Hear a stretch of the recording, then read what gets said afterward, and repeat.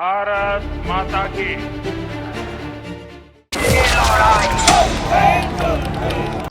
9 April বৃহস্পতিবার high voltage একাধিক সভা প্রধানমন্ত্রী নরেন্দ্র মোদীর। হলদিয়া, আসানসোল এবং সিউড়িতে নরেন্দ্র মোদীর সভা ঘিরে সাজো সাজো রব।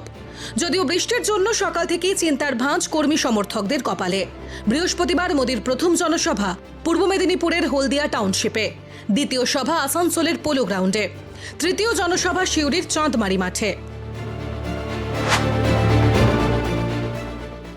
বৃষ্টির জন্য প্রধানমন্ত্রীর হলদিয়ার জনসভা পিছিয়ে গিয়েছে।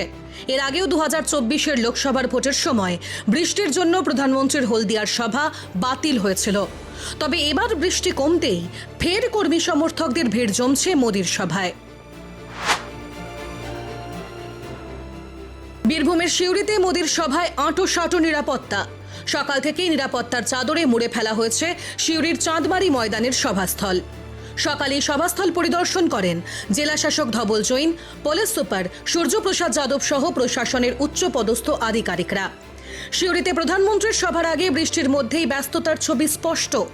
বিজেপির জেলা নেতৃত্বের তরফে ঠিক করা হয়েছে প্রধানমন্ত্রীর হাতে তুলে দেওয়া হবে মা তারার ছবি, বাউল সংস্কৃতির প্রতীক হিসেবে একতারা এবং উত্তরীয়।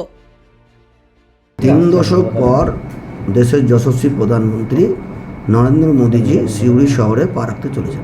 দেখুন, উনি যেহেতু বীরভূমের বুকে আসছেন, তো আমরা বীরভূমের যে সমস্ত ঐতিহ্য বহন করে বীরভূমে, আমরা আশা রাখছি সেই সমস্ত জিনিস দিয়ে ওনাকে বরণ করব। এবং মাতারার ছবিও থাকবে, সাথে বীরভূমের সৃষ্টি কালচার যেগুলো আছে সেগুলো দিয়ে আমরা বরণ করার কথা ভাবছি। বৃহস্পতিবার প্রধানমন্ত্রীর বার্তার দিকেই তাকিয়ে ভারতীয় জনতা পার্টির নেতৃত্ব থেকে কর্মী সমর্থকরা।